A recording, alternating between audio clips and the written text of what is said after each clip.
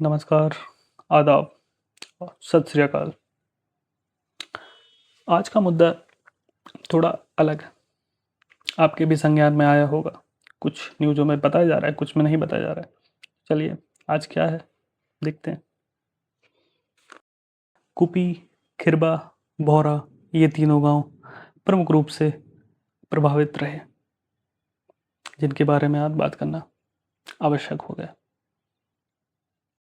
पानी लाने वाली योजना या घर उजाड़ने वाली योजना, चलिए देखते हैं क्या है आखिर ये पूरा माजरा, क्या है चिता और जल सत्याग्रह की सच्चाई। तो चलिए शुरू करते हैं।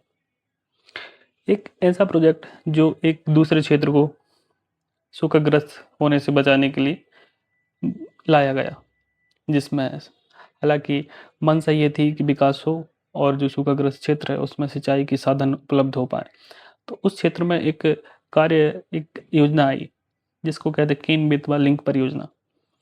उसमें क्या हुआ कि एक केन और बेतवा दो नदियों को जोड़ना था, जिसके द्वारा कि बेतवा जो रायसेन की गंगा जीवन रेखा कही जाती है, उसको केन के साथ जोड़कर एक ऐसा प्रोजेक्ट तैयार किया जाना था। बुंदेलखंड के जो भी सूखाग्रस्त क्षेत्र हैं उनको जल युक्त बनाने के लिए, उनको सिंचाई की साधन के रूप में यह एक प्रोजेक्ट देखा जा रहा था। ये केवल एक प्रोजेक्ट नहीं था, ये प्रोजेक्ट कहीं विकास कर रहा था तो कहीं विनाश कर रहा था। लेकिन इसके पीछे छिपी है उन आदिवासी और तमाम किसानों की कहानियाँ, दर्द भरी कहानियाँ, जिन्होंने अपनी ज़मीन के बदले मौत की गुहार लगाई। जी हाँ, हम बात कर रहे हैं केन बेतवा लिंक परियोजना की। चलिए जानते हैं कि क्या है पूरा मुद्दा। ये घटनाक्रम जून 2026 में संज्ञान में आया। तो कैसी इसकी शुरुआत हुई और कैसे कैसे इसका घटनाक्रम बदला, इसको जानने के लिए आप बने रहिए मेरे साथ। जून 2026 शुरुआत होती है इस प्रोजेक्ट को लेकर। एक दोधन बांध था जिसको बनाने के लिए कुछ ज़मीन का अधिग्रहण किया गया और उसमें तय किया गया कि जो मुआवजा है वो लोगों को दिया जाएगा।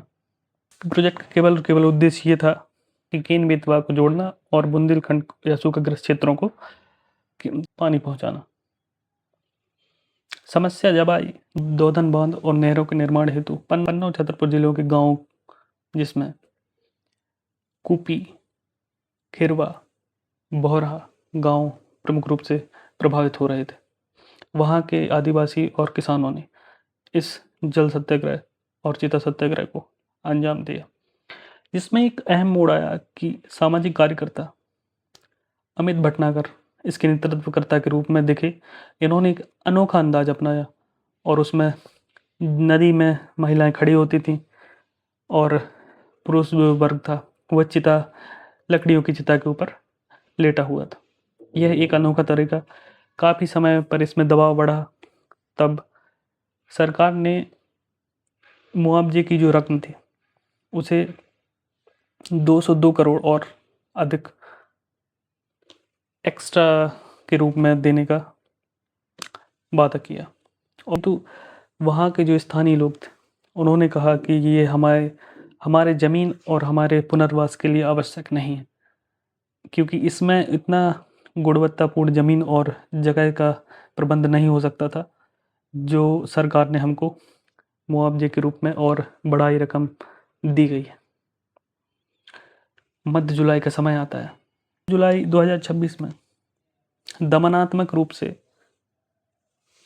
मूलभूत बुनियादी जो सुविधाएं होती हैं उनको बंद कर दिया। घटनास्थल से के आसपास क्षेत्रों में जल और पानी की जो भी व्यवस्थाएं थी उनको बंद कर दिया गया था। किंतु यह जल और चिता आंदोलन एक अनोखा तरीका जरूर था, जिसने भारत में चल रहे बहुत बड़े मुद्दे, एक प्रोटेस्ट से अपना ध्यान भी अपनी ओर आकर्षित किया और लोगों ने इस पर ध्यान देना शुरू किया। हालांकि यह 19 जुलाई 2026 को दमनात्मक रूप से ख़त्म कर दिया गया। प्रशासन और पुलिस कार्रवाई के दौरान इसको गिरफ्तारी जो प्रदर्शनकारी नेता अमित भटनागर और समस्त प्रदर्शनकारियों को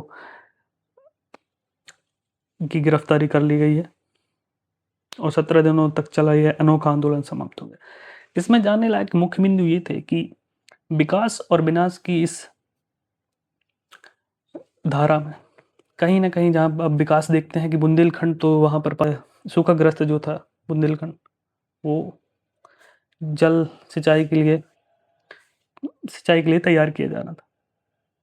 समस्या ये आई, एक तरफ बुंदेलखंड का सूखा खत्म करने का प्रयास था, वहीं दूसरी तरफ हजारों आदिवासियों की बलि चढ़ रही थी।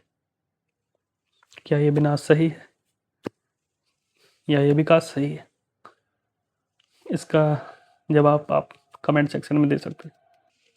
इसमें मुख्य 3 मुद्दे ये थे जिस पर सभी को ध्यान आकर्षित करना चाहूँगा मैं। पहला मुद्दा ये था कि मुआवजे की विसंगतियाँ, कि ये हमेशा से देखते आ रहा है कि आपने देखिए ज़मीन का अधिग्रहण किया, किंतु उसमें कि मुआवजा या तो पर्याप्त नहीं रहा, और यदि पर्याप्त रहा है तो प्राप्त नहीं रहा। यही मांग थी कि उनको वो मुआवजा समय से प्राप्त नहीं हो पा रहा था। दूसरा मुद्दा है पर्यावरण का। पन्ना टाइगर रिजर्व के एक बड़े क्षेत्र को यह जल भराव क्षेत्र अपने आगोश में समा लेता, जिसके लिए हजारों पेड़ काटे जाते। तो ये एक बड़ा मुद्दा था जो पर्यावरण को भी नुकसान पहुंचाता था। तीसरी चीज है कि ये विकास बनाम विनाश की धारा थी, जिसमें कहीं किसी का घर बनाया जा रहा था, किसी को भोजन पहुंचाया जा रहा था, और किसी के घर उजाड़े जा रहे थे। हालांकि ये तो चलता ही रहता है। विकास की इस बड़ी तस्वीर में इन विस्थापितों का दर्द कहीं खो गया। क्या बिना सही पुनर्वास किए विकास है? आपकी क्या राय है? कमेंट सेक्शन पे जरूर बताएं। धन्यवाद।